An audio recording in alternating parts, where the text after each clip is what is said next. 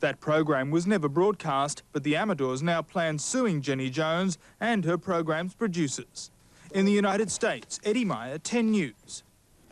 When the late night news continues, higher premiums and longer waiting periods for those who delay taking out health insurance. The world's most sophisticated pacemaker makes its debut in Australia. I know, I feel like a bionic man. And in sports tonight, fury as millions of dollars are slashed from Olympic budgets for our athletes. Longer waiting periods and higher premiums. That's what could be in store for people who wait too long to join a private health fund. The measures are part of a plan by health funds to reward long-term loyalty.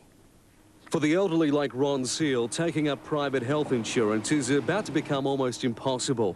If the health funds have their way, it could be 5 years before Ron can make a claim for an existing illness. I think it's ridiculous.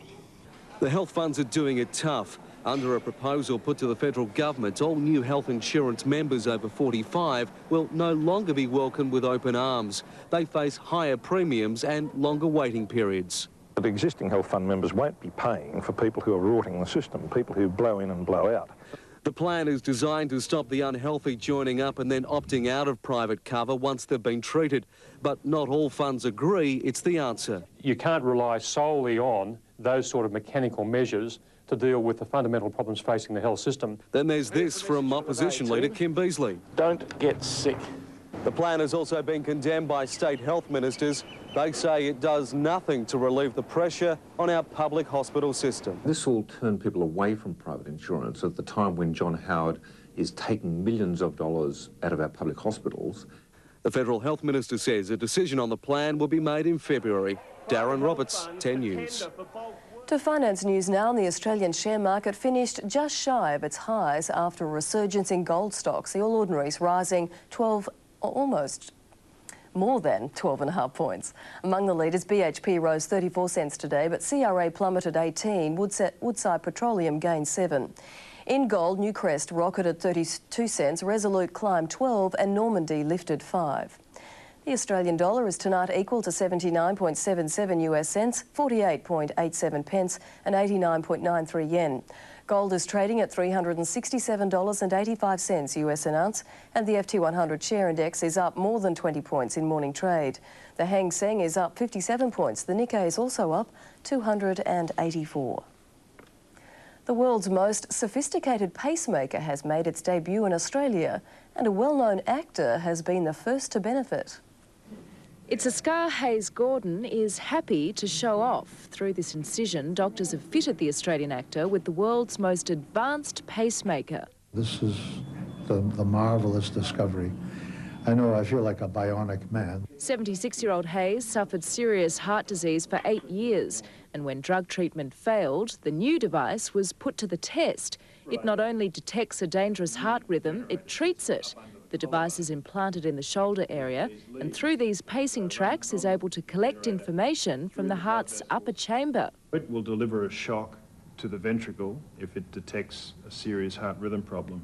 Just 3 days after the operation, and doctors are optimistic. Hayes should be able to lead a totally normal life. Should have no real restrictions in a practical sense. The device is now available across Australia for anyone with life-threatening heart rhythm problems. With blackouts, palpitations and dizziness, or a cardiac arrest.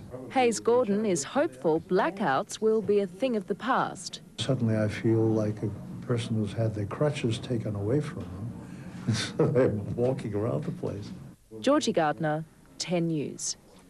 Stay with us on 10. The weather details are next, and then sports tonight with Bill Woods. And Bill, Aussie sports federations are in an uproar tonight over the cutbacks in Olympic funding programs. Well, yes, Sandra, those sports that seemingly can't produce consistent medal winners are losing up to $1 million each. Special coverage on that next, plus the tennis player who's in the money. And amidst the Brian Lara drama and the West Indies, they're told to lift their game.